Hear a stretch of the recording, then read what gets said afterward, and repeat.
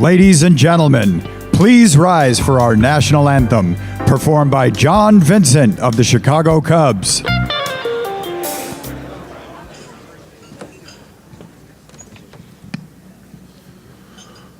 Oh, say, can you see by the dawn's early light what so proudly we hailed at the twilight's last gleaming, whose broad stripes and bright stars through the perilous fight o'er the ramparts we watched were so gallantly streaming, and the rockets' red glare,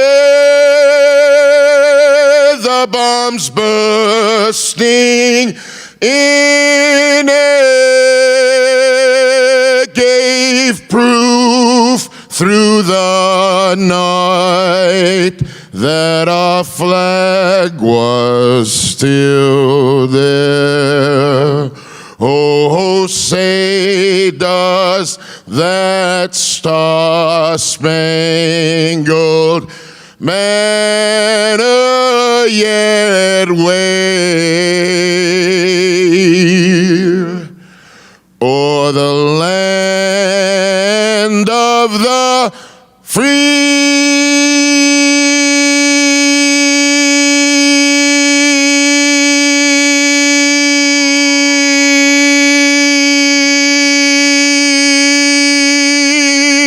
And the home of the brave.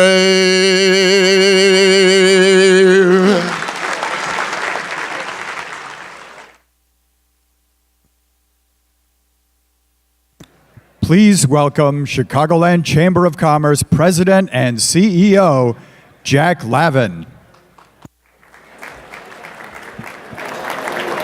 Let's give John Vincent another round of applause for that great rendition of the national anthem.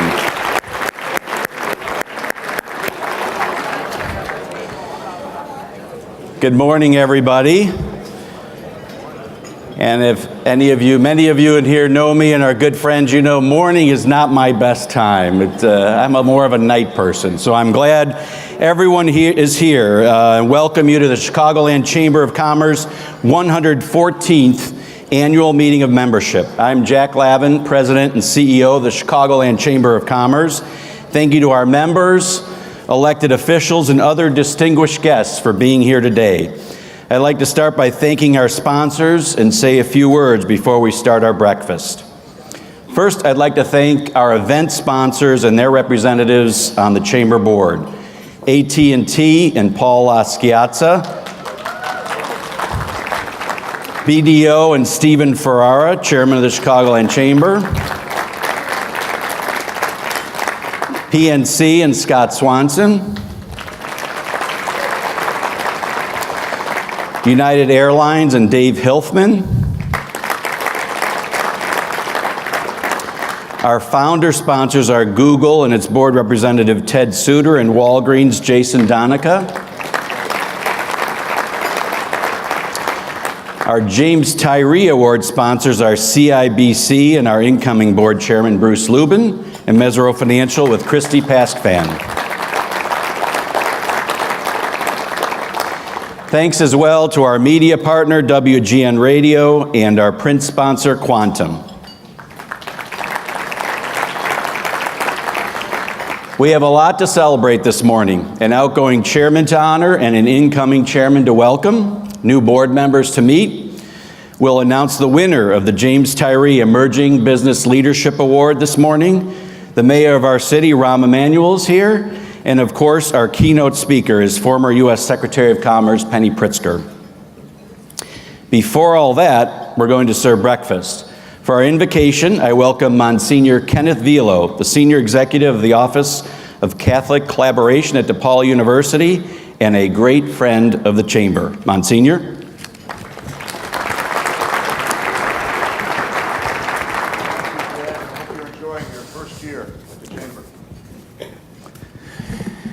It was a hospice room. Man was dying. His wife and 3 children were there. And off to the side, there was a hospice nurse.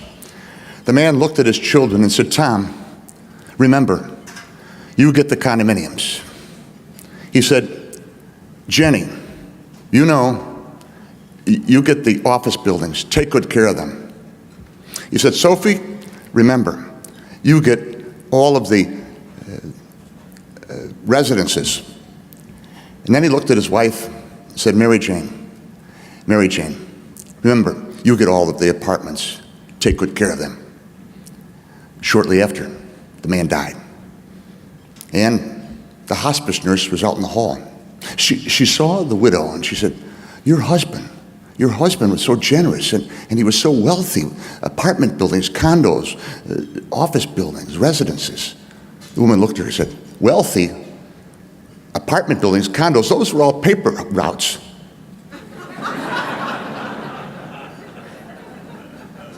You know, we have received in this city of Chicago a tremendous legacy from those who have sat in these chairs for the last 113 years. Factories, warehouses, hospitals, colleges, expressways, waterways, all sorts of different things that we have received as a legacy. And today we commit ourselves to give back for future generations, for future decades. Yes, so that they may have what we have had and have a better and even brighter Chicagoland. May we do so with passion, integrity, commitment, and dedication. Today, we ask God to bless the food we share, the friendships that's ours, the many businesses and endeavors that are here in this room and beyond. And this day in Chicago, there are some who are homeless and hungry. May those who are homeless and hungry have roof and bread. And may we who have roof and bread always hunger for justice and peace. Amen.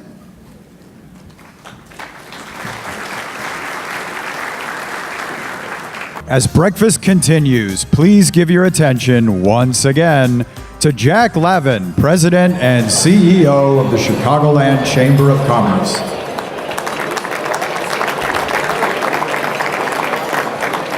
First, let's give a big thanks to the Hyatt Regency servers and staff who prepared and delivered our meals this morning. They do a wonderful job. Please give them a round of applause. Several, I should say more than several, government officials and civic leaders are here this morning. I want to thank them for being with us. Let's give them a warm welcome. Let's give a warm welcome to these special guests, and please hold your applause till the end. Of course, we have Mayor Rahm Emanuel with us.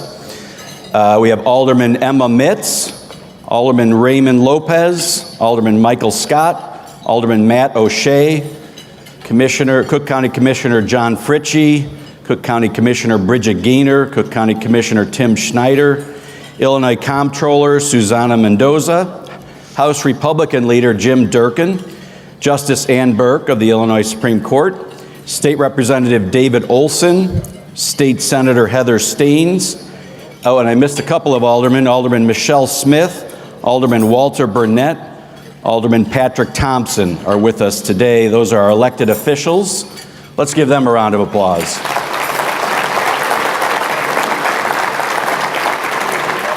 We have a number of civic leaders this morning that are here with us. Mary Sue Barrett, President of the Metropolitan Planning Council, Greg Bedeloff, CEO of the Illinois Sports Facilities Authority, John Chico, President and CEO, Magnificent Mile Association, Michael Cornicelli, Executive Vice President, Building Owners and Management Association of Chicago, Kirk Dillard, Chairman of the Regional Transportation Authority, Rosa Escareno, City of Chicago Commissioner for Business Affairs and Consumer Protection, Helene Gale, President and CEO of the Chicago Community Trust, Lori Healy, CEO of the Metropolitan Pier and Exposition Authority, Sean McCarthy, Director of the Illinois Department of Commerce and Economic Opportunity, Chris Meister, Executive Director of the Illinois Finance Authority, Michael Minnie, Executive Director, Chicagoland Apartment Association, David Riefman, Chicago Commissioner of Planning and Development, Bob Rifkin, Chicago Deputy Mayor, Juan Salgado, Chancellor of the Chicago City Colleges, Joe Szabo, Chicago Metropolitan Agency for Planning, David Whitaker, President and CEO of Choose Chicago, Andrea Zopp, President and CEO of World Business Chicago, and I think I said Alderman Matt O'Shea, but I want to make sure I say that he's also chair of the Special Olympics Chicago. So let's give all of them a round of applause. Thanks to each of you, and we greatly appreciate you being with us today. We also have two very special guests with us today.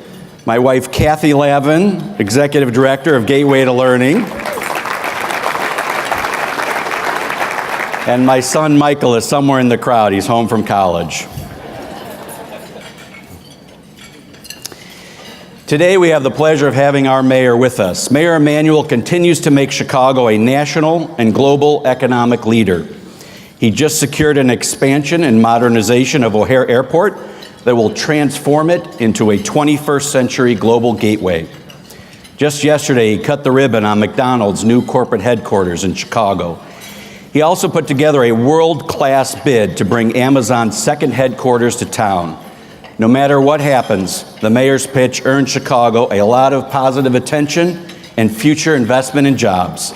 Please give a very warm welcome to the mayor of the city of Chicago, the Honorable Rahm Emanuel.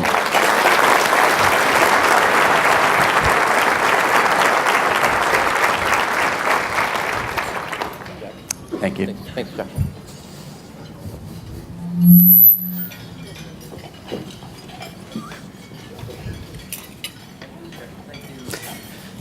Thank you, Jack, for the introduction. I can't think of a better way to spend my 24-year anniversary than having breakfast at the Chicagoland Chamber of Commerce. But I do want to make note, Jack, when you introduced your wife, she got the loudest applause of all of us, and that's a testament. And also, this is what counts when your kid comes home. You have to serve still breakfast from college. So yesterday was a special day. Because we welcomed McDonald's, the most iconic American business, to the most American of American cities, and we welcomed those nearly 2,000 employees back here. But I go from here to also just go cut the ribbon on Peapod's new corporate relocation here in the city of Chicago, bringing another 200 jobs to the city of Chicago. And I think we should take note of a couple things. One, which city leads the country 5 years in a row in corporate relocations? Chicago. Which city leads the country 5 years in a row for international direct foreign investment in its city? Chicago. Which city in the United States, of the top 5 big cities in the United States, leads the country in people with college degrees moving to the city and also being in the city? Chicago. But the most important, which city's high school graduates' graduation rate is triple the national average every year for the last 5 years? Chicago. Which big city urban school systems, kids graduating high school, matches the United States average of going at 44%, going from high school to college? Chicago. And that is a testament to the hard work that goes on every day, putting Chicago's best foot forward. We have bigger challenges, and I do want to note one of the things that we are doing. While McDonald's moved in yesterday and cut the ribbon on their new corporate headquarters, what's more significant is that happens. We created about 3 years ago a Neighborhood Opportunity Fund. They're the first company, $3.2 million, then went to 30 businesses across the city on the south side and the west side, averaging about a $100,000 grant that goes towards expansion, opening up another franchise, modernization, but meaning that as the central business district grows, we want to make sure our neighborhood economy gets the support happening. And at this course right now, given all the growth that's happening in the city of Chicago, what was supposed to be a $10 million fund is on its way to a $25 million fund, helping close to about 500 businesses across the city of Chicago grow and expand. And that's how you create one city, one future. But all those growth areas are the foundation based on a strategy. I think we can conclude it's not because I have a winning personality. I didn't develop that strategy to try to win popularity points. I developed it collectively. First year I was mayor, I asked McKinsey to come in and do a study for the city of Chicago and project forward what do we have to do to stay a world-class global city and win the competition for the 21st century. And it comes down to what I call the 5 T's: talent, training, transportation, technology, transparency.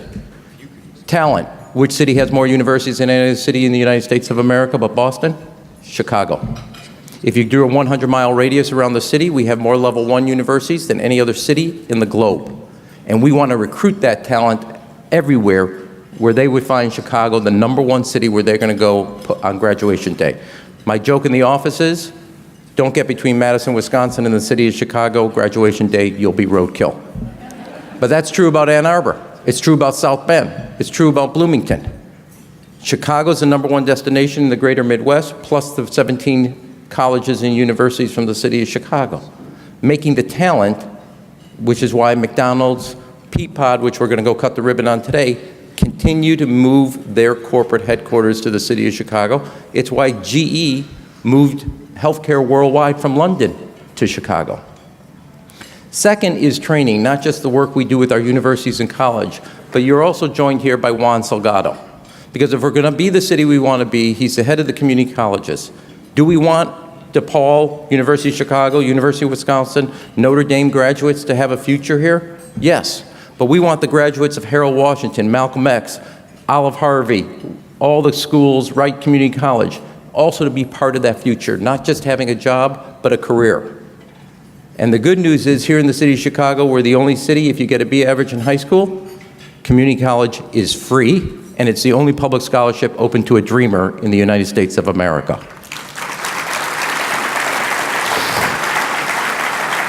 4,500 kids are going to college for free. So their parents don't have to take a second mortgage or a second job to give their children a chance at the American dream. Each school is aligned with the most diverse economy in the United States. Harold Washington, business affairs and business development. Malcolm X, healthcare. Olive Harvey, transportation, distribution, logistics. We have the most diverse economy, and this incredible educational asset, the second largest community college system, was not aligned with the diversity of the economy, and we weren't giving those young men and women a chance at the economy. Talent, training that talent at every level. So a company like GE, a company like McDonald's, a company that's looking can get a graduate from Booth School and a graduate from Harold Washington and everything between. And in a race for certainty around talent, Chicago beats every other city in the United States of America. Third, transportation. Jack touched on it. The expansion at O'Hare is essential for the next 40 years for the city to stay a global financial and economic powerhouse. It is not just an expansion of O'Hare. When we're done with the runway expansion at O'Hare in 2020, we literally took Midway and moved it to O'Hare.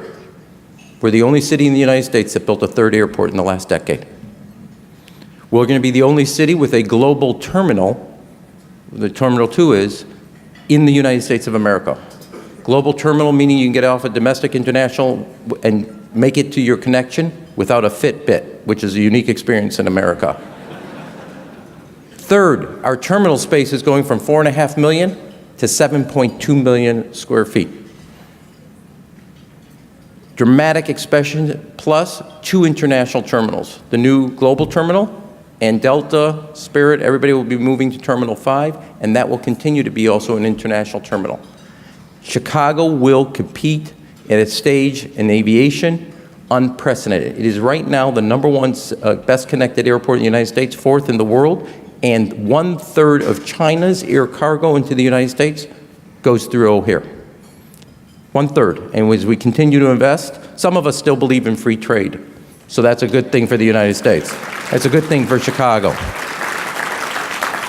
In the area of transportation, we continue to lead in modernizing mass transit.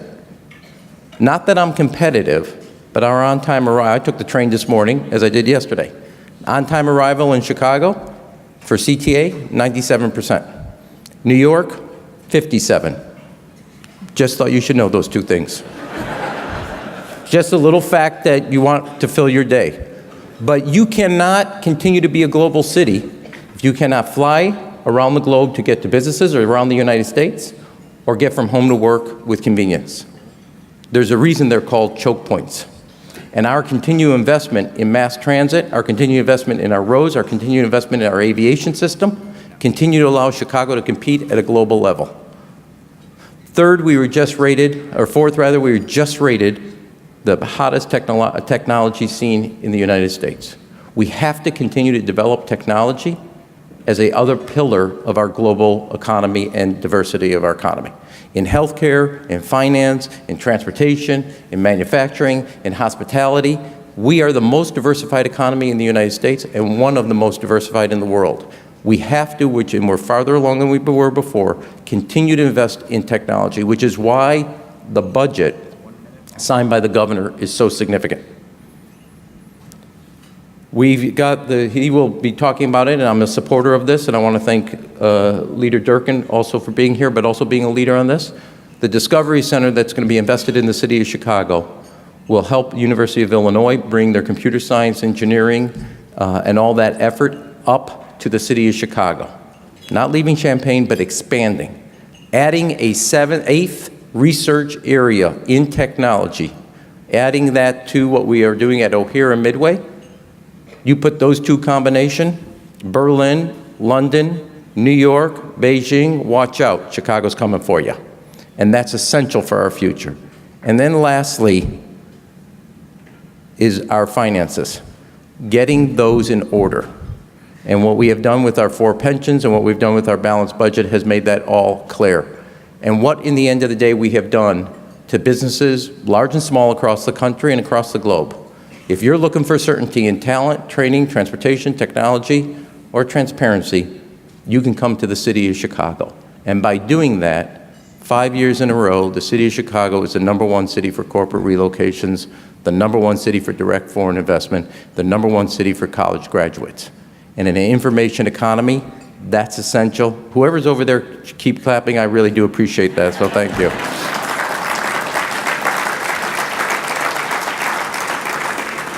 And all of us working together, and my challenge to you, it's great to have graduates from DePaul, Loyola, University of Chicago, Art Institute, Notre Dame, all the schools.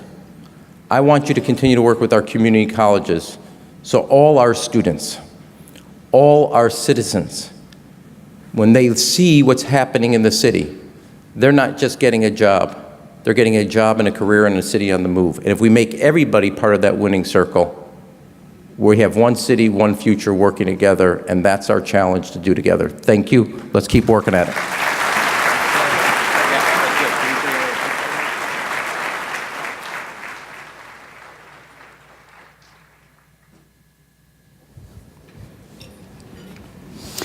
Thank you, Mayor Emanuel. Lots of things are happening to grow Chicago's world-class reputation as a great place to live and work. And a few of those T's, Mayor, we'll be talking about and future initiatives of the Chamber. So thank you, Mayor. Let's give him another round of applause.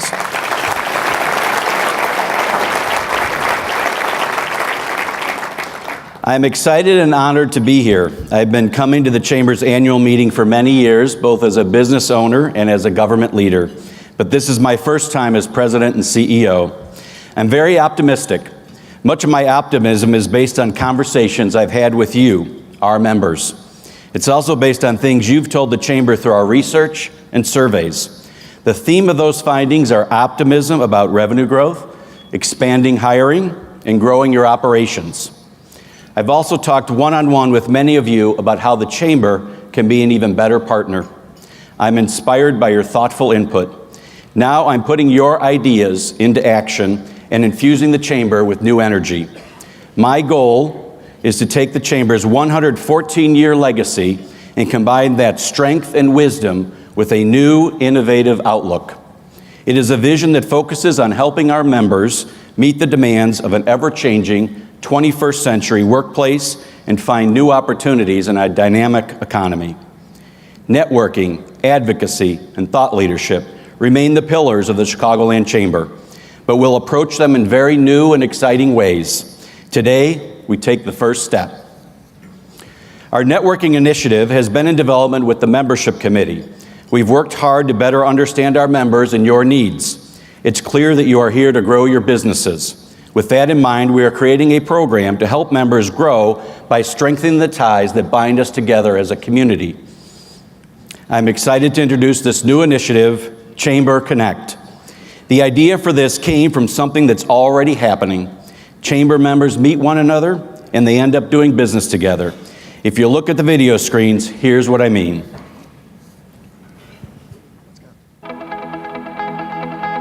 I've been a member of the Chamber of Commerce for about 11 years, and I joined because I wanted to learn more about the Chamber. I wanted to network. I wanted to use it as a way to develop more business contacts. But what I found in becoming a member was that it actually plugged me into the spirit of the city and the economic engine that is Chicago.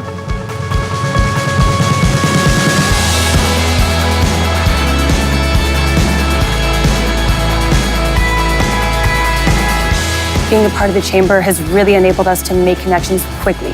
What's great is you get 100 people in the same room at the same time, and you have an opportunity to walk around, mingle with people, make a personal and business connection all in one swoop. I attended last year's annual meeting, and the Chamber strategically seated me next to the COO of a well-known food retailer. And through that connection, we were able to actually work together and close business, and now we handle all of their travel on a global basis. I reached out to Jean McLaren. It turned out that they were looking for an SD-WAN solution to connect their offices. They were only looking at Pittsburgh-based businesses. And as it turned out, we put in a bid for this and won. And so one of the things that I feel really good about is that not only is this chamber members helping chamber members, but that business that was otherwise going to go to Pittsburgh is now coming to Chicago. And I think that's a terrific thing. I've met quite a few connections with other businesses that I wouldn't have been able to make on my own. We've met everything from executive level people to, people on the front lines like we are. And I think that's been a really unique aspect and a very positive aspect of being a member of the Chamber. A few years back, I met a gentleman who was at the time the regional director of Macy's for the Upper Midwest. And during the course of the conversation, he asked me about fashion marketing for millennials. And he asked me if we could help. And I said, absolutely. And then he introduced me to the woman who was the chief marketing officer for Macy's in New York at the time. And I would have never been able to get through to her otherwise. So we were able to connect with Wintrust Arena at the recent exchange event, which was really great because that's an opportunity that we probably wouldn't have had without the Chamber. They attended the event. We were actually displaying our product at that event. So it was really nice to be able to make a connection with them. I attend a lot of other networking events throughout the city, and I have found that the Chicagoland Chamber of Commerce has actually been the most effective for me. I would say if you want to have a presence in the Chicago community, you should absolutely join. The Chicagoland Chamber of Commerce is more than an organization to me. They are a client, they are a source of some of my great friends, and they're also a competitive edge for my business.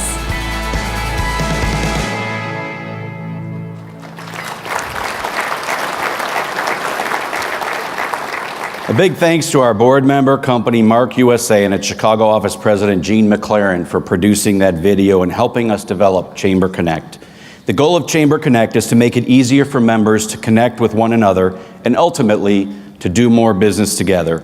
We're creating a formal, user-friendly process so that every chamber member can benefit from their membership the way the firms in the video benefited. We are actively encouraging chamber members to do business with one another. When a chamber member is looking for a product or service, we will do everything we can to make sure you know about it. The chamber has always been about building relationships. Through innovative technology and highly customized year-round B2B networking experiences, Chamber Connect is intensifying that value proposition and making it a part of all we do. We need your commitment to be part of it, and we'll be following up with each of you very soon after this meeting to get started.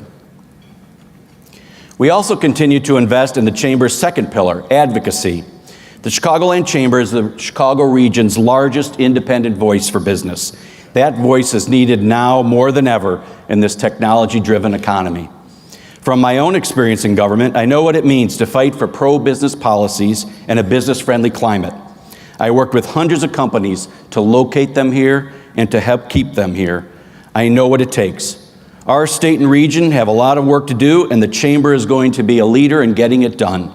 We can't afford any new proposals increasing the cost of doing business. We need to make smarter investments in our future. For example, more than 60% of Chamber members say the number one aspect of Chicagoland that contributes to their business success is either mass transit or our airports. That's why the Chamber will push for infrastructure. The Chamber will advocate for a bill in Springfield that invests in infrastructure and upgrades our mass transit, rail, and roads. We need to be thoughtful and comprehensive in how we leverage and build upon our transportation assets and development policies in order to unlock the full economic potential of our region's great business, cultural, and educational institutions, spurring more growth. As Chief of Staff for Governor Quinn, I was the architect of the largest capital bill in Illinois history. We got it done then, and I'm going to use that experience to push for it now.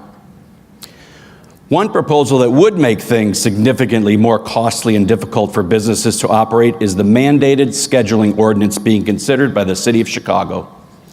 This proposal would have the Chicago City Council tell you, employers of all sizes from all industries in Chicago, how to schedule and hire your hourly employees. Under this proposal, if you change your worker's schedule less than 14 days out, you pay time and a half to your workers, you pay a fine to the city, you open your business up to litigation, and you decrease the flexibility that workers demand. Make no mistake, this will be bad for business, bad for workers, and bad for our economy. To fight back, the Chicagoland Chamber is leading a coalition alongside the Illinois Retail Merchants Association, the Illinois Restaurant Association, the Illinois Hotel and Motel Lodging Association. Seattle, New York City, and the state of Oregon have already passed similar proposals. We cannot afford this in the city of Chicago. If you operate in the city of Chicago, please tell your alderman how this proposal hurts not only your business, but the flexibility of your employees. Flexibility that so many of our workers today are demanding in this fast-changing economy. We have a lot of work ahead of us, but together we will advance policies and promote a pro-growth climate. The Chamber is also introducing a new lens to our third pillar, thought leadership. We are placing an emphasis on talent, as the mayor mentioned of his 5 T's, the hardworking women and men who power your companies. In Chamber surveys, talent acquisition and retention are often cited as the #1 priority for Chicago region businesses. That's why we're infusing talent as a focus area across all our programs. That's why we're developing Talent First. Talent First is a multifaceted and innovative initiative that focuses on one overarching goal: to make Chicago region a global hub for talent. Following an investment from J.P. Morgan Chase, we are in the process of launching the Chicago Opportunity Exchange with our private and public sector partners. The Chicago Opportunity Exchange is designed to create a more diverse, inclusive, and efficient labor market throughout the Chicagoland region. This sophisticated talent matching platform will connect job seekers with employment opportunities, simplify the hiring process for businesses, and simultaneously reduce unconscious bias in the recruiting process. We will also continue with our partners in education on things like career readiness and technology skills to help young people and adult learners gain access to good-paying, in-demand jobs. We'll work with our members in the business community to develop meaningful experiential learning opportunities like the apprenticeship programs being led by Aon, Walgreens, and Zurich. And finally, I'm pleased to announce that the Chamber has secured a line item in the state budget to help workers acquire new skills and help companies fulfill their workforce needs. I definitely want to thank Republican leader Jim Durkin, Senate President John Cullerton, and all the leaders in the General Assembly for helping us get that through. And we look forward to working with Director Sean McCarthy and his team from the Illinois Department of Commerce and Economic Opportunity to develop an exciting program that puts talent first and helps companies meet the demands of the workplace of the future. Networking, advocacy, and thought leadership. So much is new to help you be successful in the future, and the Chamber is your partner. Of course, these exciting new initiatives would not become reality without my incredible team at the Chamber. Thank you for working tirelessly to support our members and the business community. Will our chamber staff please stand to be recognized?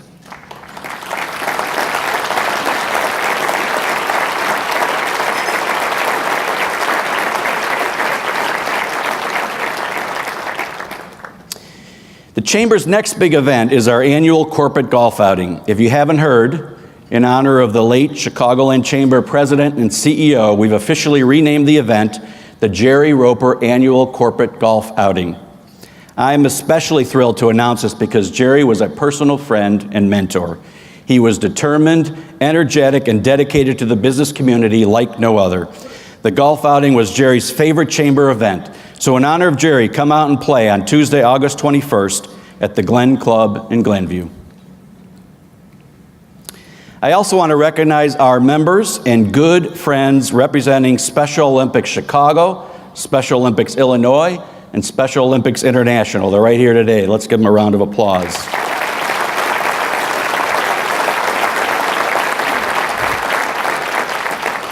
This year is the 50th anniversary of the Special Olympics, and it started right here in Chicago in 1968 at Soldier Field. The Special Olympics are now in all 50 states, more than 175 countries. This is something Chicago should be proud of. It's certainly something that my family is personally proud of. As the parent of a child with special needs, Special Olympics has given my daughter a chance to participate and grow and find confidence in her own abilities, and we are just one of millions of families who have benefited. Illinois Supreme Court Justice Ann Burke is with us this morning. Ann Burke, right here.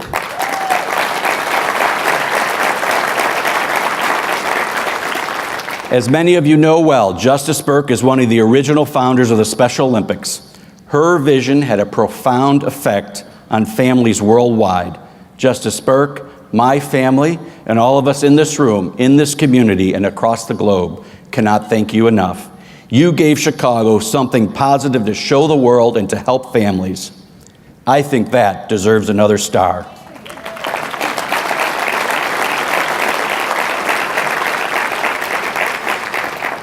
I ask our business community to support the 50th anniversary celebration, which will bring visitors from around the world. The events need corporate support, and we have information at each table about how you can help.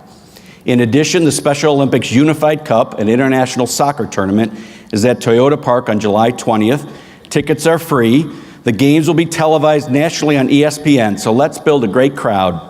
Also, Saturday, July 21st is the Global Day of Inclusion Festival at Soldier Field. I encourage you to come and celebrate. In closing, the new initiatives of the Chicagoland Chamber will greatly enhance the value of chamber membership. And if you know of other things we can do, please tell me. I want our dialogue to be ongoing, and I'm always here to listen. To all the members here, spread the word about the Chicagoland Chamber, what the Chicagoland Chamber is doing. Tell people in your network about us and how they too can benefit from membership. For those of you who are not members of the Chamber, please join.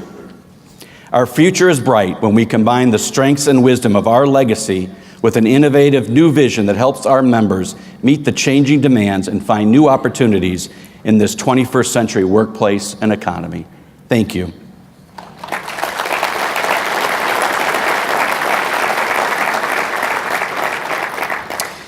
It is now my honor to ask Steve Ferrara, the chairman of the board of directors of the Chicagoland Chamber, to join me at the podium. The 2-year term of our chair, Steve Ferrara, expires at the end of the month. Steve, to show our appreciation, come on up. Steve, to show our appreciation for your service and leadership to the Chamber and every one of its members, I have a gift to present to you. I also personally want to thank you for all that you've done to help me in my first 6 months on the job. My pleasure. Thank you.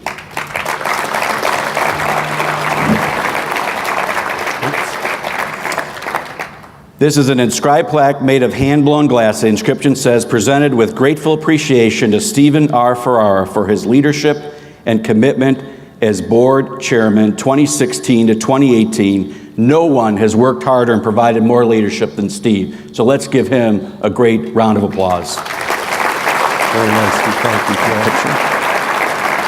Oh, we got it.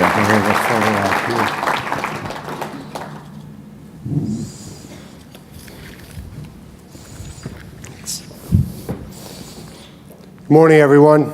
Thank you, Jack. And, one of the things I had the opportunity in this role was to get to know the people that are on the team at the Chamber.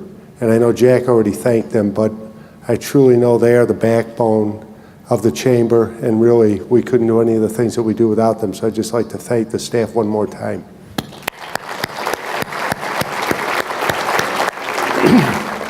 And Jack, it probably doesn't feel like 6 months, more like 6 years that you've been here, huh? I'm very proud to have led this organization, to have worked with the staff, and with all of you, our members. Businesses need a common voice, and for 114 years, the Chamber has been that voice. The hard work of driving our economy, enhancing our global competitiveness, and creating a sense of community among businesses, big and small, is too important to ever let down or slow down. That's why I'm so proud of all we've done collectively to make Chicagoland a world-class place to live, work, invest, and thrive. Some of the things that we've done over the last couple of years while I was chairman, first one is Mid-Market Chicago, an initiative that provides programming and other resources for middle market companies, near and dear to my heart and BDO's, as that's the market we focus on. In fact, earlier this spring, the Chamber released our first ever report about Chicagoland's middle market, which employs over a quarter of all private sector employees in the region. 76% of companies surveyed expressed strong confidence in the local economy.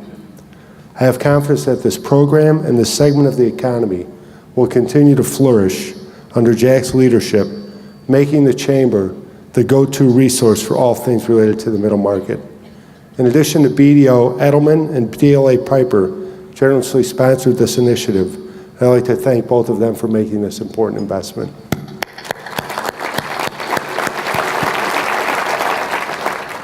But you can't do it without talent. And one of the other things we focused on over the last couple of years is the Emerging Leaders Group, and I ran into Michael Starks, who's standing in the back of the room. He said he's recruiting membership actively. So if you're emerging, i.e. young, unlike me, you're welcome to join his group. I'm proud that we grew the Chamber's Emerging Leaders Group, which focuses on developing the next generation of business and civic leaders.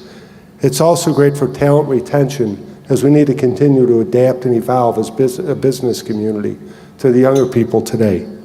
We established board positions for the co-chairs of our Emerging Leaders Group to provide us input on things that we should be focused on in the future.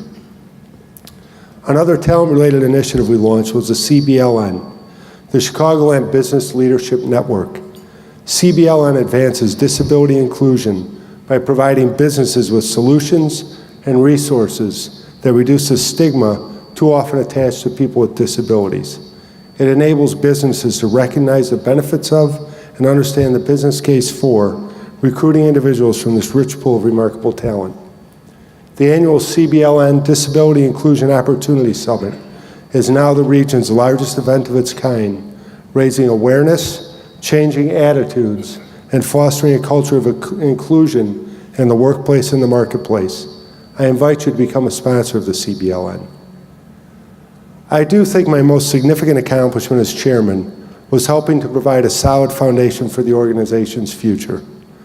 I do agree with Jack that the Chamber's future is bright, and Jack himself is a big reason why. We found a strong leader, one who supported the business community in the Chicagoland Chamber long before he started working here. Since becoming the Chamber's CEO, Jack has hit the ground running, and I remember a meeting Jack and I had shortly after the holidays where he showed up with this, I don't think it was a spreadsheet, I think he drew boxes and said, here's me and here's how I envision the team being, and making the development of his team was his first priority. And obviously, who can argue with that? You need the right team to put on the field to win. And Jack and the team that he's put together that consists of some of the folks that have been with the Chamber for a while, as well as a few new people added to the team, really positions the Chamber to be successful in the future. Thank you so much, Jack, for everything you've done.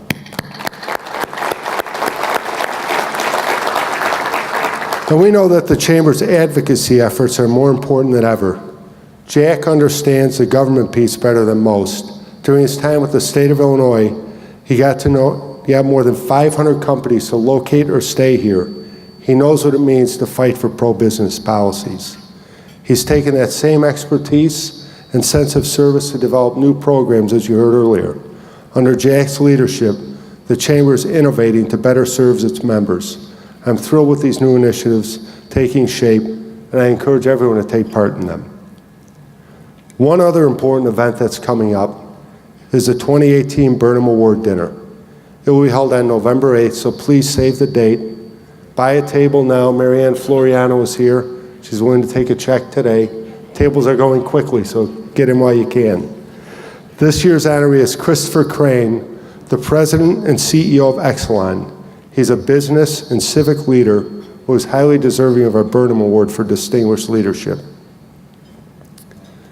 As I was walking over here this morning, I thought about Jerry Roper many years ago reaching out to me and asking me to get involved in the Chamber, and what led me to get involved with the Chamber and ultimately become its chairman is a fact that I've always felt that I'm very fortunate to be in the position I'm in here in Chicago in the business community, and I feel a personal sense of obligation to give back to our great business community. To me, this is what being part of a business community is about. If we're not involved, there's no community and business community. I would urge each of you to do that, and please get involved. The more we get people involved in the Chamber, the stronger it's going to be. Getting involved in the Chamber is a very easy decision.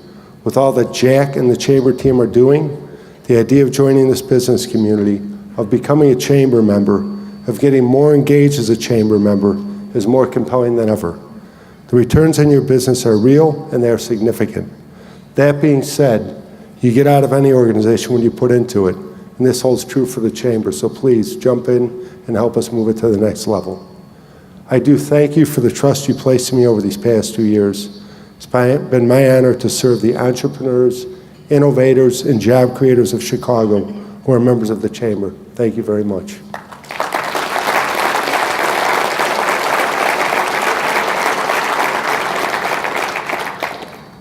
So I couldn't get away without a little business up here today. Before I introduce the Chamber's incoming chairman, Chamber Board of Directors are present, and prior to this meeting, approved the third quarter board meeting minutes and also approved the nomination of 5 new board directors. New Chamber directors, please stand when you hear your name. Joan Hagan, Senior Vice President and Team Lead of Commercial Banking, U.S. Bank. Teresa Garate, Vice President of Strategic Partnership and Engagement, the Gateway Foundation. Jamie Georges, Managing Director of CBRE Chicago. Bob Crawford, President and CEO of Brook Furniture Rental, and the son of former Chamber Chairman Bob Crawford, who is also here, and I'm sure proud to see his son carry on the legacy. And Jim Carrots, Executive Managing Director, Market Principal, Colliers International. Congratulations and welcome to the Board of Chicagoland Chamber.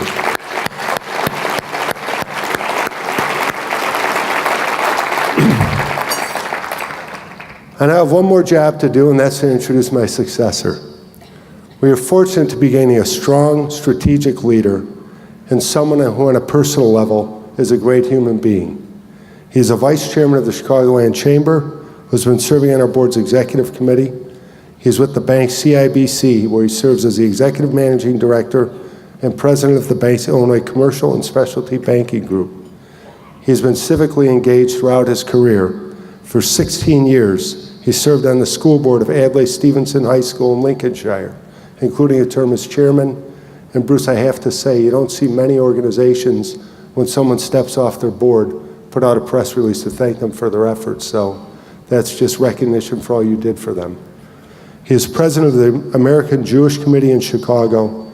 He serves on the boards of the Chamber member Gateway for Cancer Research and Gilda's Club of Chicago. Please join me in welcoming the incoming chairman of the Board of Directors of the Chicagoland Chamber of Commerce, Mr. Bruce Lubin.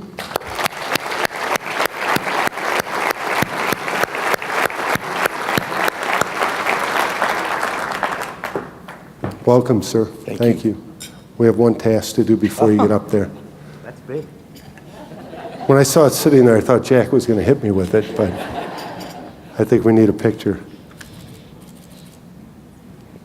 Thank you. It's all yours, Bruce.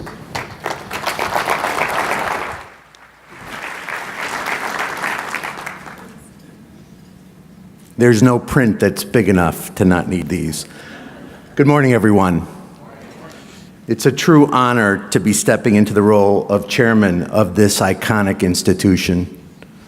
Everything great about Chicago, old, brand new, and in development for the future is here because businesses like yours brought it here.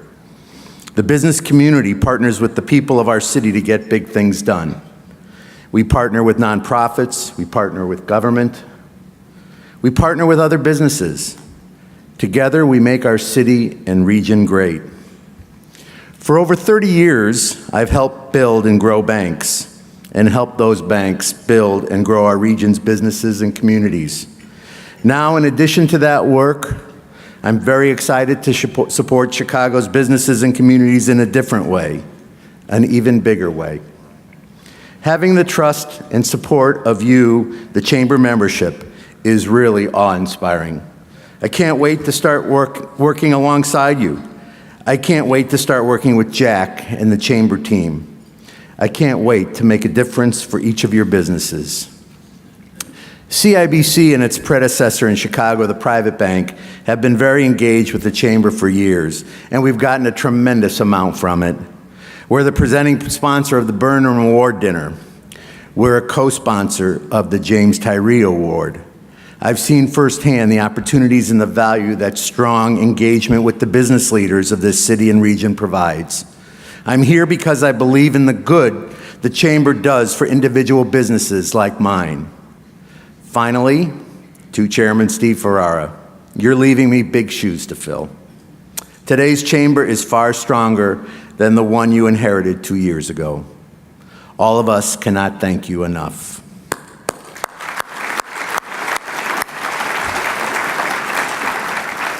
The Chicagoland Chamber of Commerce is poised to do great things in its 115 year and beyond. Thank you very much.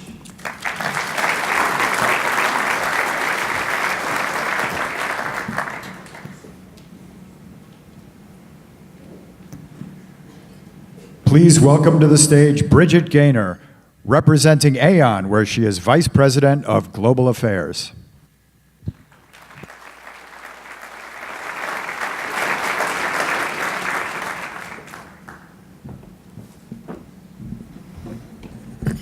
Good morning.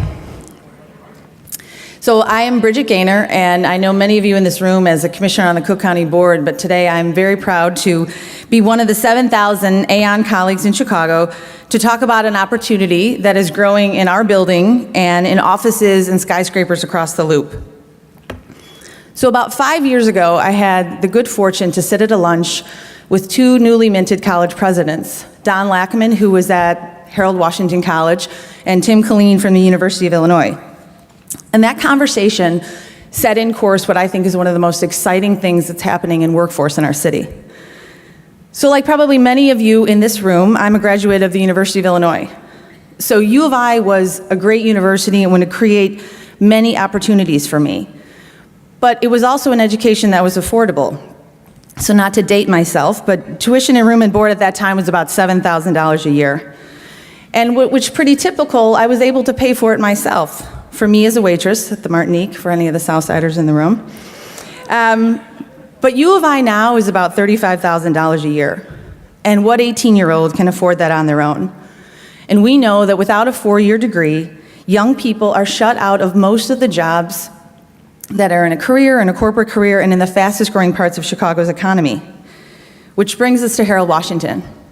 So out of my office at Aon, I can look down Lake Street and see Harold Washington College.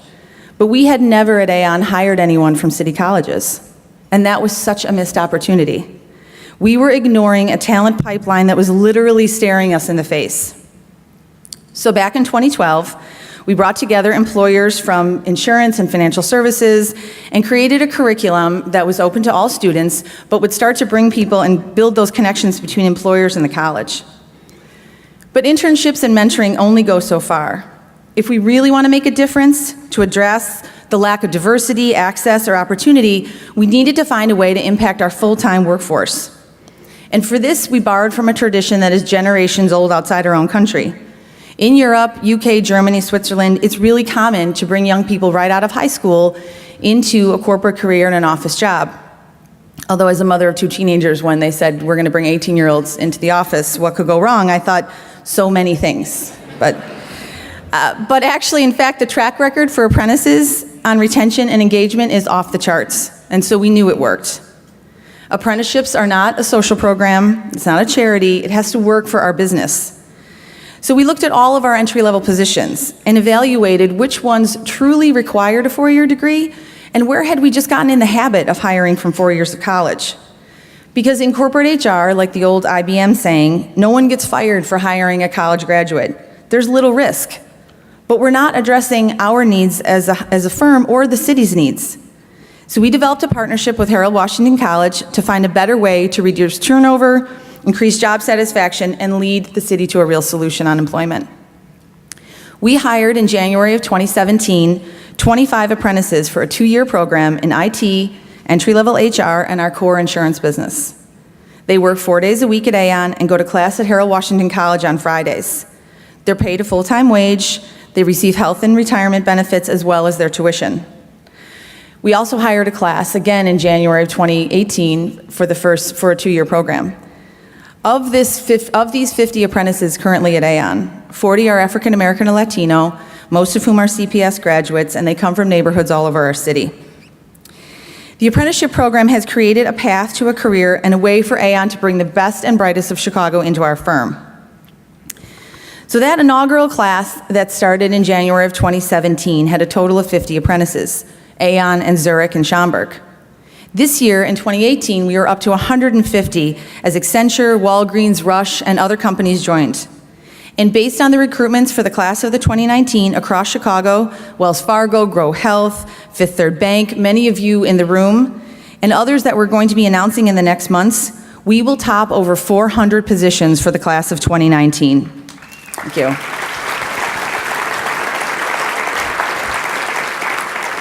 And for 5 years, our goal is 1,000. We want this to be a real sustainable option for young people leaving high school.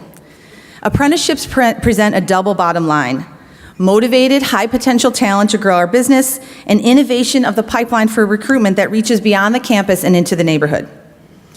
So I want to encourage any employer in this room, any bank, any financial services company, any consulting company, anyone who is providing a service or transacting business in Chicago, to consider the apprentice program. So many of the entry-level positions don't actually require 4 years of college, and we can create a huge opportunity to create new people. So myself, Jim Coleman, and Mike Chiappetta at Accenture, I know Juan Salgado is here from Harold Washington. We will literally, like a traveling band, go anywhere and talk about this program with anyone. And one of the best things about Chicago is that the business community really rallies around the city when we have an issue, a problem, or an opportunity. And the apprentice program is no exception. So thank you. And now on to our main event. So today I have the true pleasure of, and the true honor of introducing our keynote speaker. So when we speak about the leadership of the Chicago business community, there's hardly a better example of civic and business leadership than this morning's keynote speaker. She barely needs an introduction in her hometown, but what you may not know is that our speaker has taken on the issue of workforce, job creation, apprenticeships, and growing our region's economy with passion and urgency. She's been a leader at the highest levels of business, government, and philanthropy. From June 2013 through January of 2017, Penny Pritzker served as the U.S. Secretary of Commerce. She is the founder and chairman of PSP Partners, a global private investment firm that takes long-term, fundamental approach to investing and building businesses. She's a member of the board of the University of Chicago's Institute of Politics and the Obama Foundation. She is a co-chair of Chicago's committee working to attract the Amazon H2Q. Please welcome entrepreneur, civic leader, philanthropist, and the 38th United States Secretary of Commerce, Penny Pritzker.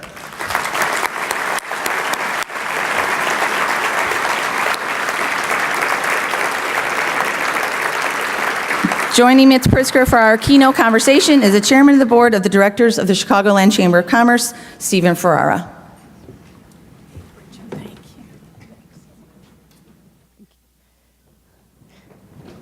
I think I'm here. Yep. Yep, perfect.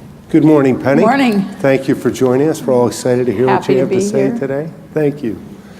So, as was Morning, mentioned, everyone. you co-chair a task force of the Council on Foreign Relations that just published a report titled The Work Ahead, which, by the way, is in the USB drive from the Chamber on your tables and was very Thank you. interesting. The report contemplates the workplace of the future and the skills workers will need. What is your takeaway from the report, and what are the practical implications for the world, the U.S., Chicago, and for the individual businesses in our audience? We could be here all day with that question.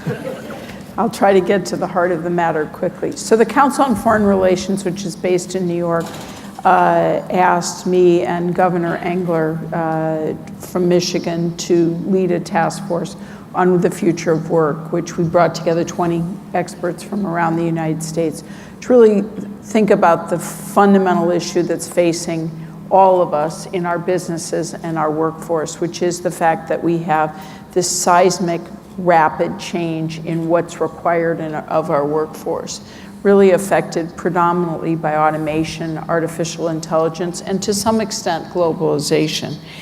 And the report is really a menu of options for our federal government, our state and local leaders, business leaders, and our nonprofits. And what we did is we really surveyed the country and looked at what was working and said, what are the ideas that we ought to be taking to scale? And the thing that motivated the report, and you may ask yourself, why the Council on Foreign Relations? But if you really think about it, helping people access opportunity has been one of the greatest foreign policy tools that the United States has. And so that's what motivated the Council on Foreign Relations to want to create this report. The suggestions or recommendations, as I said, it's really a menu. And if you think about our position as business leaders, the fundamental premise of the report is that we're in deep trouble if we do not make a closer link between what we're teaching folks at various parts of their education and jobs. And that the jobs are changing dramatically.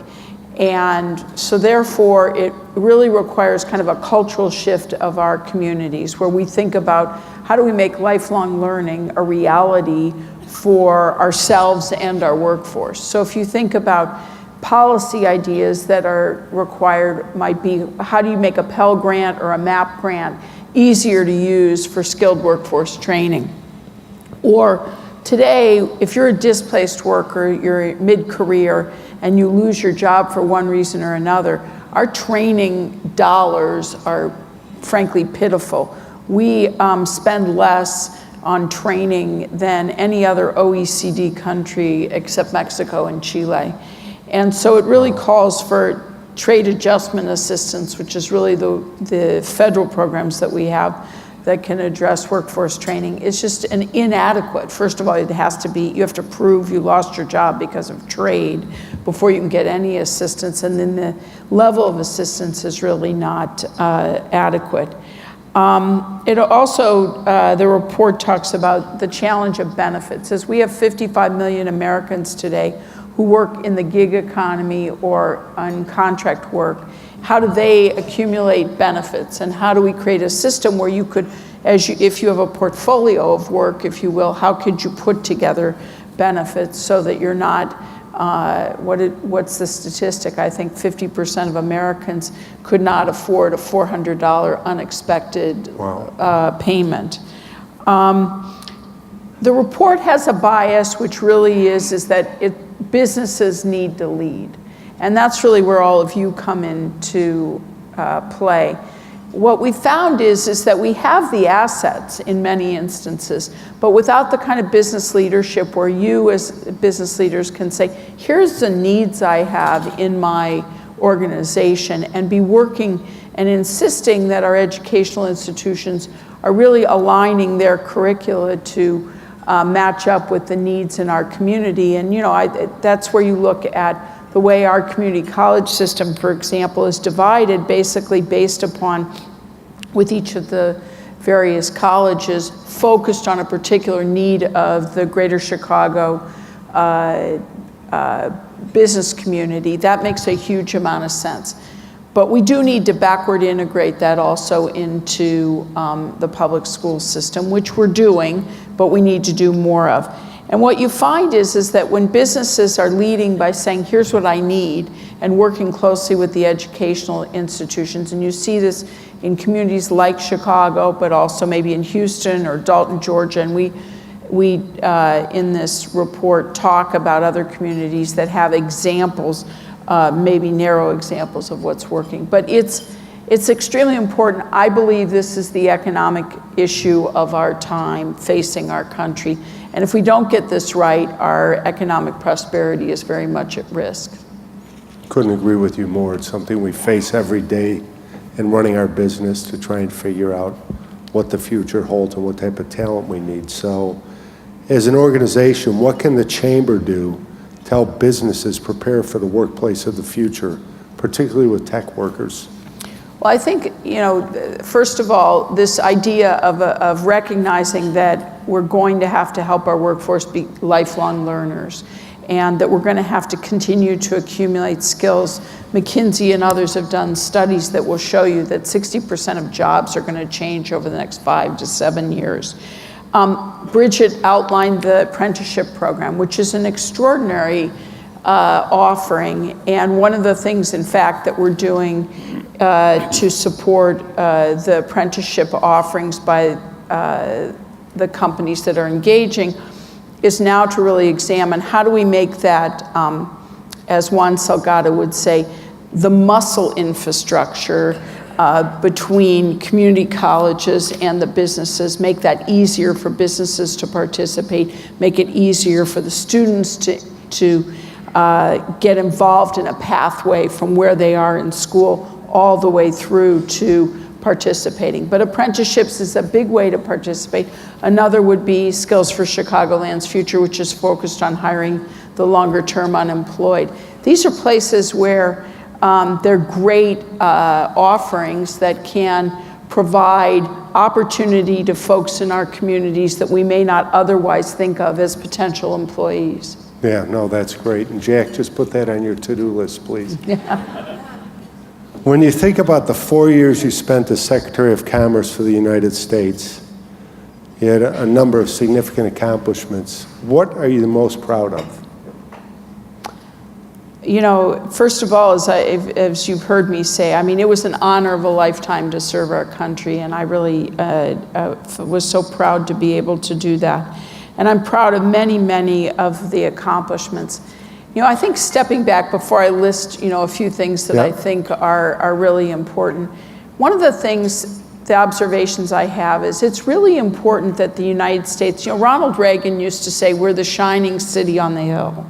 And I think we cannot forget the role, and I had the privilege of seeing this around the world, how much of the world looks to the United States as an example of providing values and examples, whether it's around lifelong learning, whether it's around human rights and other things. We have, and leadership like that requires generosity. And so it requires us as a country to think beyond just our own needs, but also how do we provide that role. And I saw that firsthand, and our challenge is to figure out how we can both lead at home so we create enough opportunity here in the United States as well as leading around the world in a way that feels collaborative with our most important allies. The kind of programs that I was most proud of is we really focused on foreign direct investment. For example, we created a program called Select USA. I know Chicago benefited from this dramatically, where we, for the very first time at the federal level, and our state, like every other state, has economic development administration efforts where you go out around the world and try and recruit companies. But we at the federal level said, what can we do to be welcoming foreign companies into the United States. And we massively grew the amount of companies from around the world that wanted to come and invest here and create employment opportunities and grow our economy. That was one thing I was very proud of. Another is advanced manufacturing. So Chicago was the recipient of, it used to be called, I think, the Digital Manufacturing Institute. I think it has a new name now. But we did 14 of these types of institutes where we took technologies that existed that were in the laboratory and basically worked in a public-private partnership to bring those ideas from lab to market over a 5-year period. And those are unbelievably successful partnerships that endure today in the area of advanced manufacturing. A third area that I would talk about is our digital policy. We really promoted a free and open internet, and the idea, at the same time, focusing on the need to develop parameters around privacy and cybersecurity, and you're seeing these issues really come to fruition today. One of the big issues we faced in terms of privacy was post the Snowden revelations, the safe harbor between the EU and the United States, right, which allowed us to send digital, information back and forth about individuals digitally. That fell apart, and we had to replace that, which we did. We negotiated over a 2-year period to put in place what we call the EU-US Privacy Shield. And that is allowed, because the EU has a very different way they do privacy than the way we do in the United States. So aligning those two regimes was necessary in order for the EU to say, we're going to continue to allow you to send information back and forth. So imagine if you couldn't do that. I mean, think about how that would impede.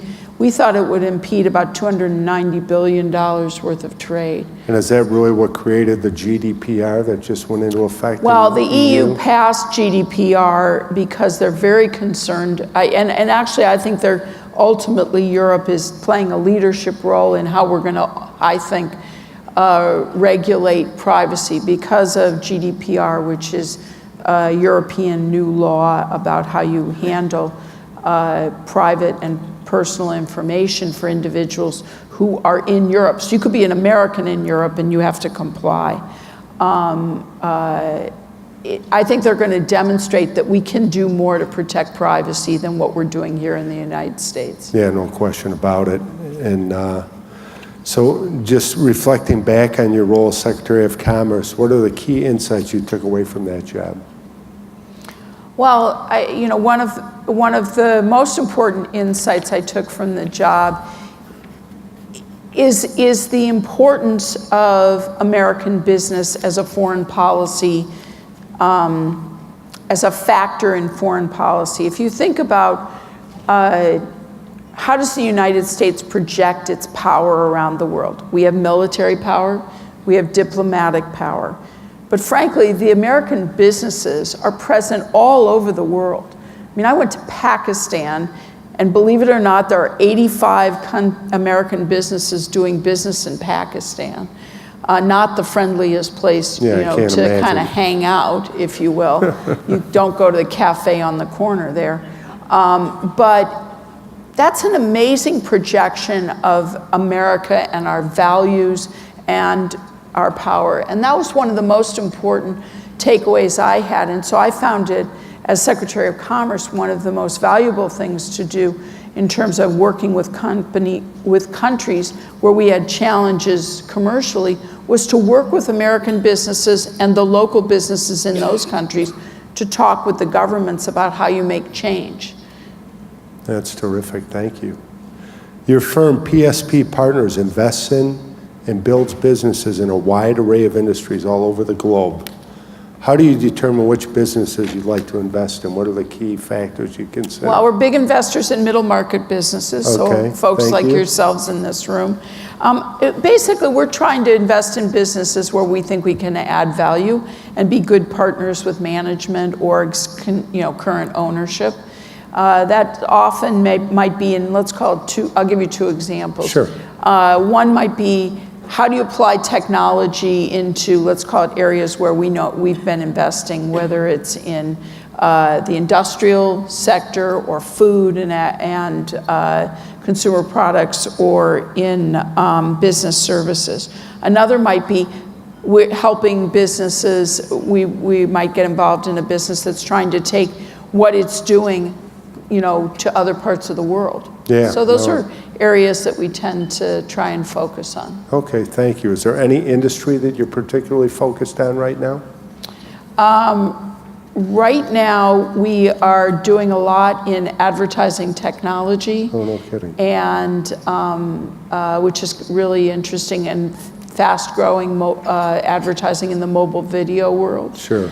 We're also, we have a building products distribution company, so talk about two very different types of businesses. Yeah. But, as well as a food manufacturing company. So we're different types of businesses. So you're focused on businesses that can be successful, not so much. Exactly. It's about who to partnership, developing relationships, and where both management and we think we can be value added. No, that makes a lot of sense.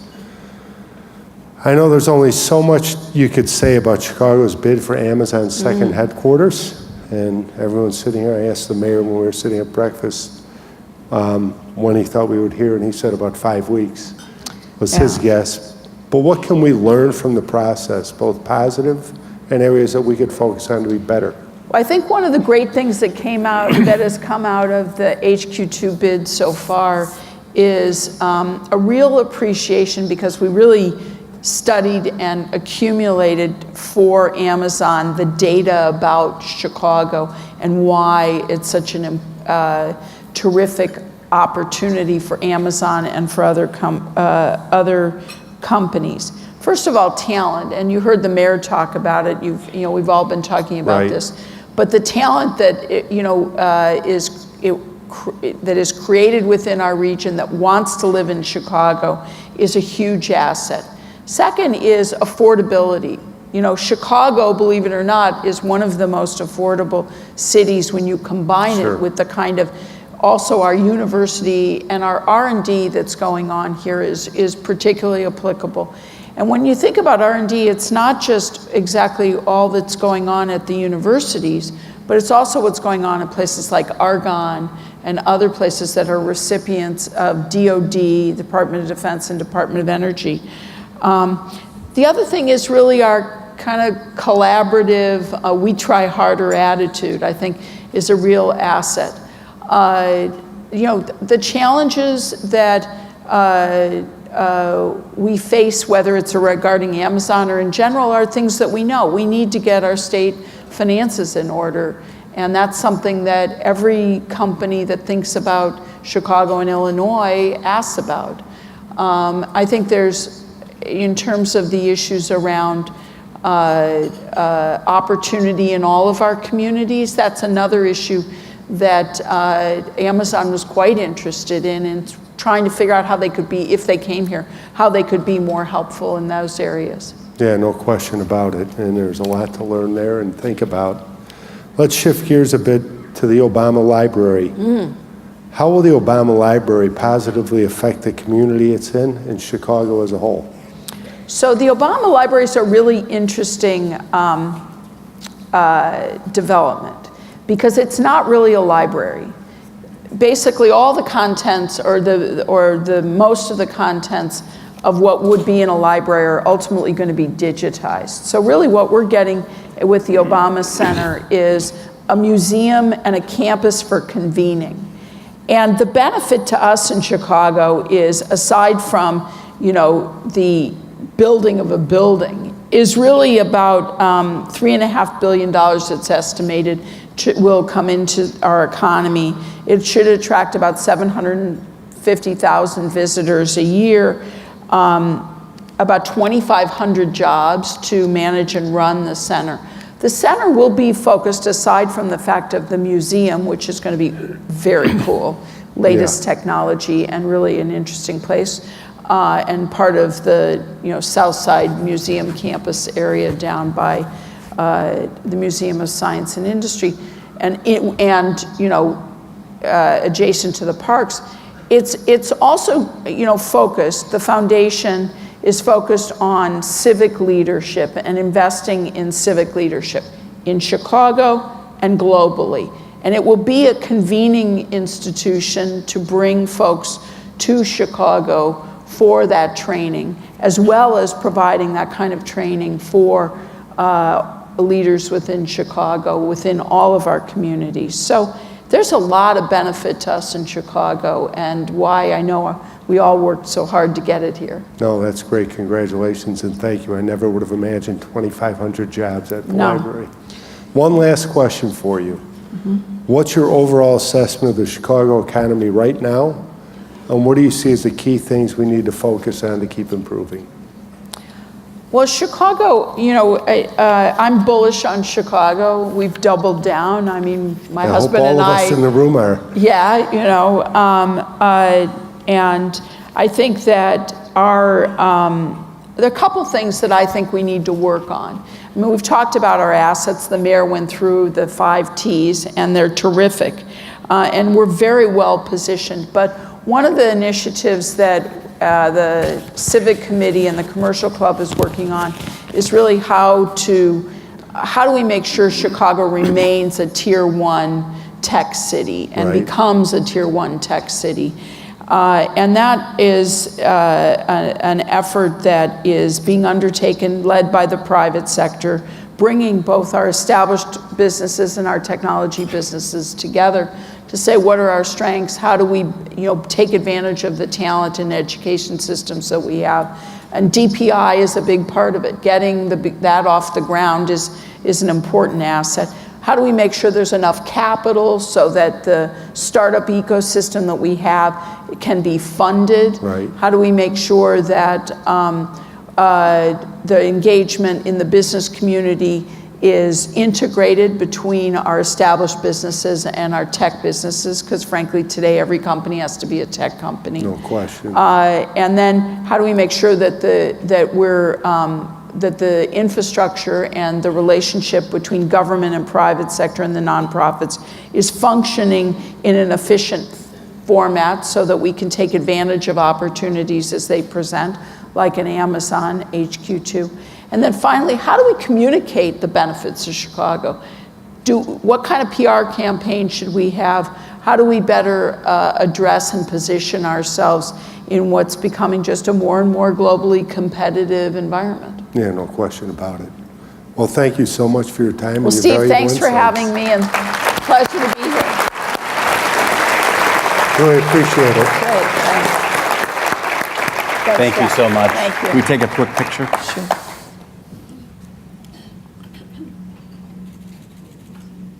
Thank you. Great, thank you again. What a great conversation. Our thanks again to Penny Pritzker and Steve Ferrara. We have a USB at each table that has a copy of the task force report that Penny referred to and some of the other information that we have this morning, that we've presented this morning. I know we're running a few minutes behind, so I hope all of you can stay because the next part is very exciting. We now turn to the James Tyree Emerging Business Leadership Award. This award is given annually to an emerging business that has demonstrated both growth and philanthropic values.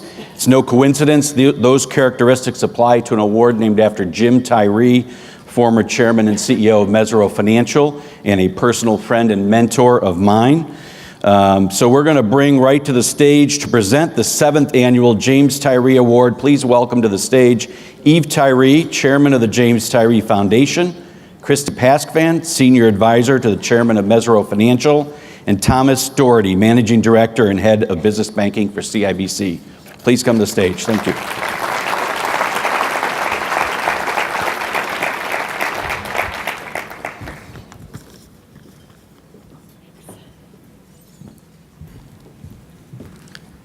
Good morning.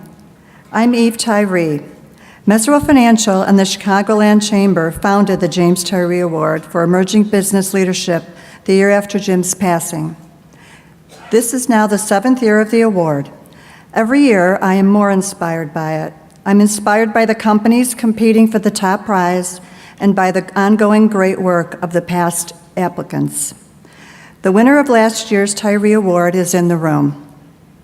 She is Wendy Serino of North Shore Exchange. NSC, as we call it for short, is a luxury consignment boutique that gives 100% of its profits to local charitable organizations. Before winning the Tyree Award, NSE had one store, and in its 4.5 years had given $1 million to charities in the Chicago region.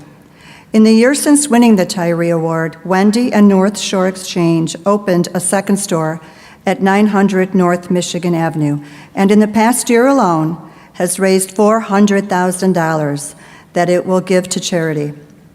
That second store would not have happened without the James Tyree Award.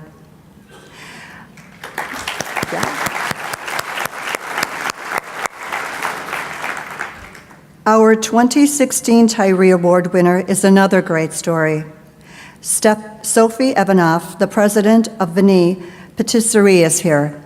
Since Vini won the James Tyree Award, Sophie did these things: invested in a new point-of-sale system for her stores, began offering health benefits to her team members, grew her operation to 4 stores, created 6 additional full-time jobs. Vini also hires Special Olympics athletes to work at the Hyde Park Farmers Market. It then donates a portion of sales to the Special Olympics. Sophie and Wendy are proof of how much this award's $50,000 prize and support from our business community, all of you, can boost a business, a community, and create jobs. I am so proud, and Jim would be so proud, of the work that all the chamber members have done together. Thank you. Kristie? Thank you, Eve, and good morning, everyone. Jim Tyree was the CEO and chairman of Mesirow Financial from 1994 to early 2011. He had started his career there in 1980, and throughout his entire life, in every role he had, he was dedicated to supporting entrepreneurs and small businesses because he knew how critical they are to our economy. He also believed, and I know many in this room also believe, and Steve talked about it a little, that as business leaders, we all have a responsibility to invest in our neighborhoods and give back to our communities. Wendy and Sophie and the other past Tyree Award winners each have a great Chicago success story. And Mesirow Financial is proud, and we're very honored to have been a small part of those stories. I also want to thank Tom and CIBC for their support of the Chicagoland Chamber, for their co-sponsorship of the Tyree Award, and for supporting our region's entrepreneurs and small businesses. Tom? Thank you, Kristie. Jim was a friend and mentor to many of us at CIBC, and it's our pleasure and honor to contribute to the award in his name. You know, like the Chicago economy, applicants for this year's James Tyree Award represent a diverse array of industries and innovations. And you know, it's really been inspirational to think about the future of small business in Chicago when I've been able to get to know these finalists today and hear their stories, and I know you'll enjoy hearing their stories as well. So to be considered for the Tyree Award, companies need to be from the Chicago area, demonstrate substantial growth over the last 2 years, have a minimum of at least 5 employees, and be active in philanthropic initiatives. So the 3 finalists in alphabetical order for the 2018 James Tyree Award are, and please stand when I call your name, Cornelius Griggs of GMA Construction Group,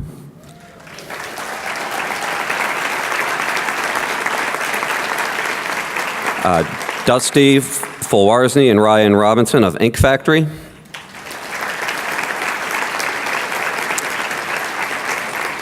and Rebecca Fife of Landmark Pest Management. All 3 of these folks did a tremendous job in their presentations and went through a kind of a regular Shark Tank type presentation and process, so give them all a hand again. Thank you. So now, please turn your attention to the screens to learn more about these entrepreneurs, their emerging businesses, and the inspiration behind the James Tyree Award.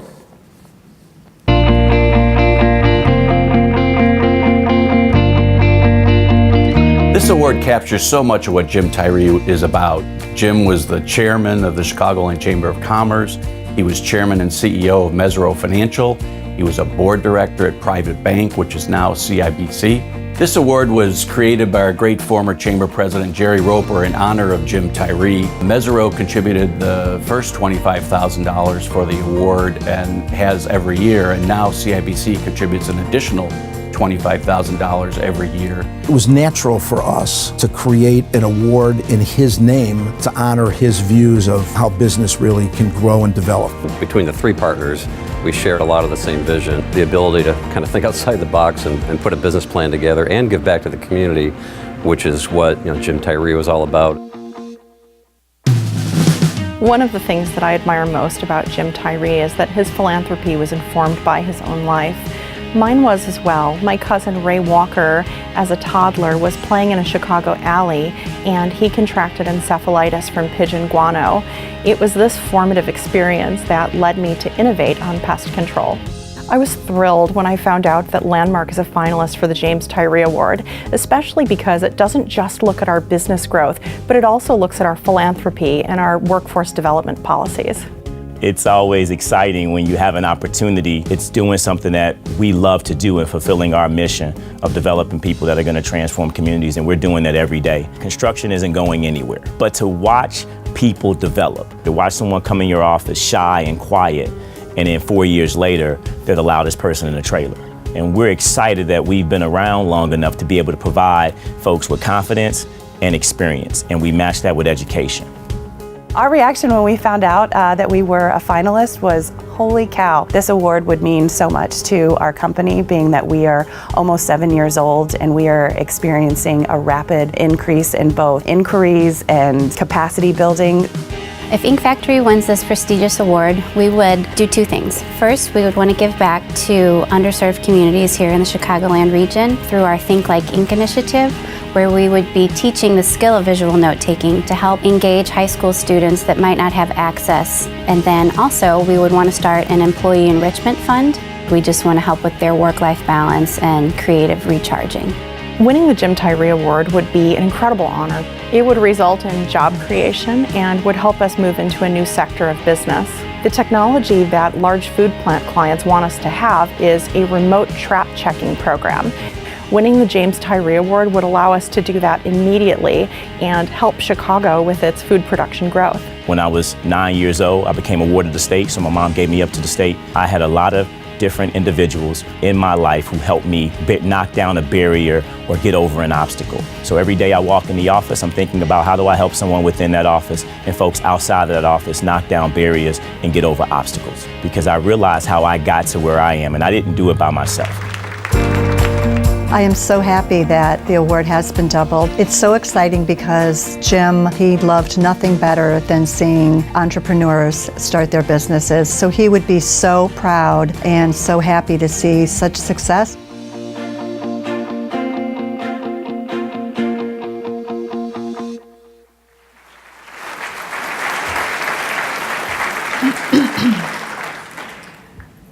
These three companies and the people who founded, grew them, and drive them are all deserving of this tremendous praise.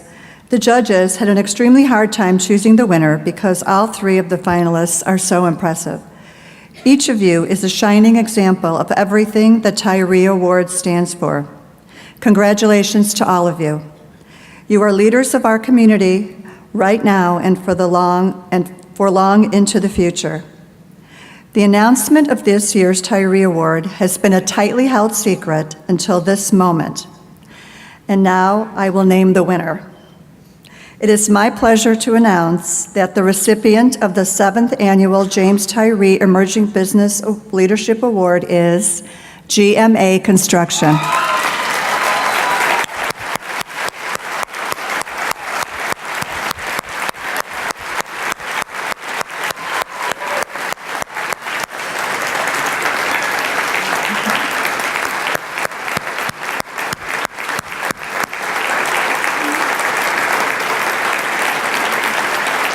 Cornelius Griggs, please come to the podium to receive your award.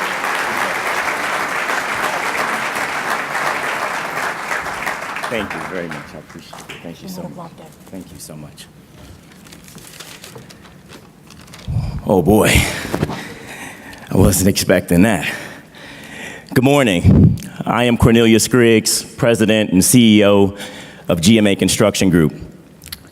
I'm a product of the city of Chicago. I grew up in the Austin and Cabrini Green communities, and at the age of 9, I became a ward of the state. When my neighborhood went through gentrification, my high school got closed at Near North, and I was thrusted into Steinmetz Academic Century up on the north side of Chicago. And it was one of the best things that could have happened to me, because it took me out of an environment and showed me what this great city had to offer. From there, I would go on to Chicago State University, get a bachelor's degree, to IIT, get a master's degree in construction management, and later Northwestern, where I got an executive master's degree in design and construction. Thank you. I spent 10 years of my life in the Army Reserve, 2 tours overseas, in Karachi, Uzbekistan, Doha, Qatar, and Bagram, Afghanistan, where I served my country during Operation Enduring Freedom and Operation Iraqi Freedom. And after spending 15 years of my career working for 2 of the largest general contractors in the country, I decided it was time to start my own firm, GMA Construction Group. So 3 years ago, on July 2nd of 2015, I wandered out with a student of mine. I'm also a professor at the City Colleges of Chicago, where I started a construction management program, an Associate of Science degree. So one student of mine and myself ventured out on this road to start GMA Construction Group. And since that time, we have exceeded our goals. We have went from a $1.2 million company with 2 employees in 2015 to 2016 with $2.7 million in revenue and 8 employees, to 2017 with 12 employees and $9.7 million in revenue. And 2018, we're gonna do $30 million in revenue with 50 employees. So I want to thank all of you, the Chicagoland Chamber of Commerce. I want to thank the other finalists that participated. We are all outstanding businesses, and I'm excited for each of you. I want to thank my family and my fiance, who's in the back of the room. I also want to thank my team, because without them, there would be no GMA Construction Group. They work hard every day to help us develop people that are going to transform these communities. You're going to see us out in the community in some great projects over in the Brighton Park area, doing a early childhood learning facility in the Brighton Park community, and also over at East Park Apartments, transforming that west side of Chicago with the 153-unit SRO facility that we're doing there as well for the Habitat Company. So thank you. I really appreciate this award. I've never been this nervous before in my life. I'm usually a pretty good speaker, but I am extremely excited, and thank you all for such a great honor. Thank you, Mesirow Financial. Thank you, CBIC. Thank you, Chicagoland Chamber of Commerce. We truly appreciate the investment.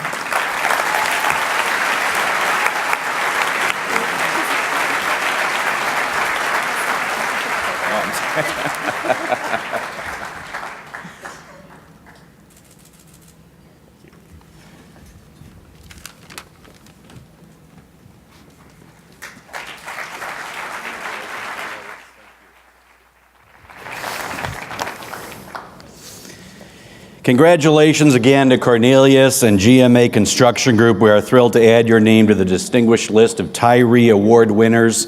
And I will agree with Tom, this was one of the toughest decisions we had. We had a number of we had 3 finalists, all doing great, all entrepreneurs, also doing a lot in their community, being innovative and creative. GMA, Landmark Pest Control, Ink Factory, all of them are great companies. I encourage all of you to do business with them. So let's thank them again for a great run on James Tyree Awards. I want to again acknowledge Eve Tyree of the James Tyree Foundation, Kristie Paskvan of Mesirow Financial, and Tom Doherty of CIBC. We're very grateful for their partnership with the Chicagoland Chamber. Let's give them a round of applause for the Tyree Award. This is the conclusion of our 114th annual meeting. Thanks again to our event sponsors, AT&T, BDO, PNC, and United Airlines. And thank you to everyone here who came out this morning. We really appreciate it. And our business showcase and networking will continue outside the ballroom until 10 o'clock. Have a great day, and thank you again for coming.